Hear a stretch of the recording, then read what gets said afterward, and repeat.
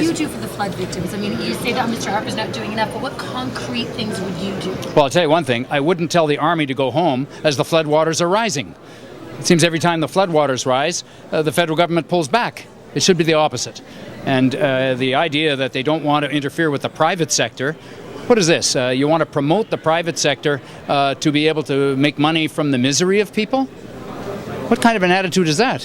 Is that the beginning of the attitude we're going to see on privatization of healthcare and on privatization of all kinds of things that should be done by the government? That, I think, should worry every Canadian.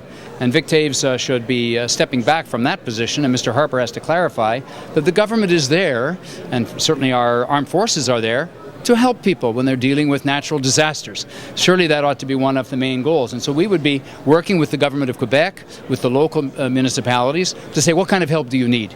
And let's make sure that that help is provided. But the notion that our armed forces could be there, they showed what they could do.